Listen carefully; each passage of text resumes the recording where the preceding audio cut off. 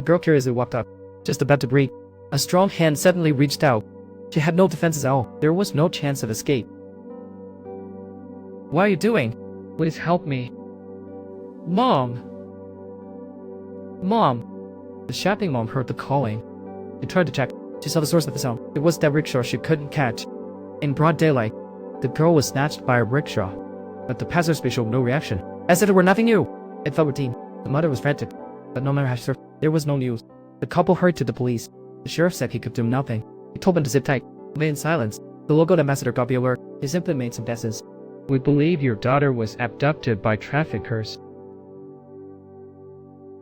No, you must be mistaken. Yeah, abducted. Still girl. Anyone can imagine this cruel process, but they can only helplessly hold each other and wait embassy results, praying that bad things will happen. Meanwhile, Luna just landed. She couldn't hide her excitement. She arrived at the seemingly free land. She tripped customs with the modeling agency's line. How long will you stay in the US?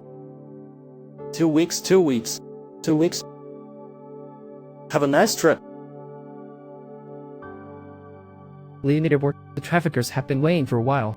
They got to the car and took her passport and took her bag. Excited, Luna had no doubts. She stared at everything happening. Helena seemed to think deeply, but she just stared blankly. She said nothing. Hey, cheer up! We're off to deliver an end. Seeing Luna's excited look, Helena took a long pause, but she quietly spoke the truth.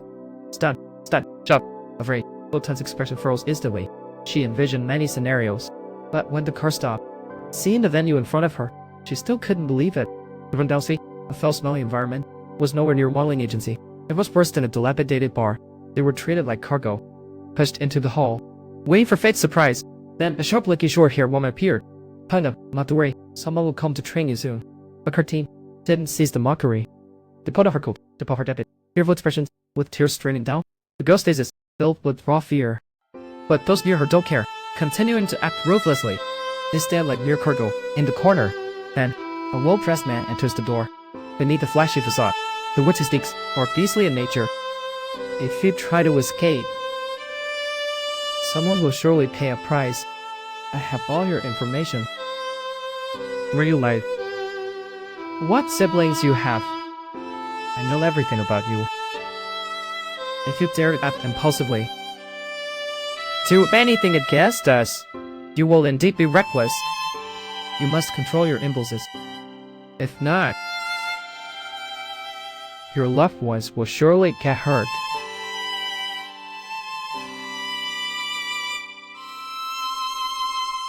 But a man named Sergei, as if signing cargo, sent these two to Washington, sent these two to Queens, sent these two to Boston. Once a dreamland. Now, it's a hell where demons dwell.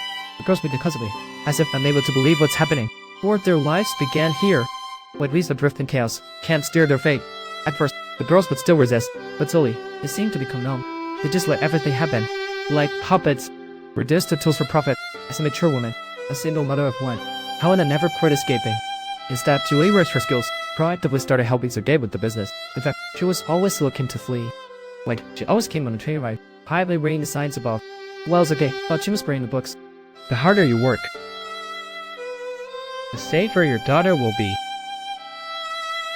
Come sit here.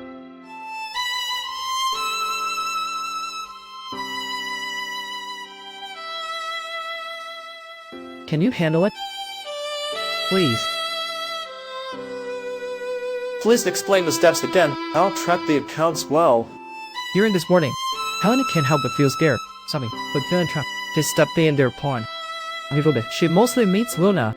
Unlike Helena's compliance, since arriving in a silver place, Luna dreams of escaping every day. One day, the gamma seats a big corner, luxury cars pull up outside. A group of powerful guests arrives.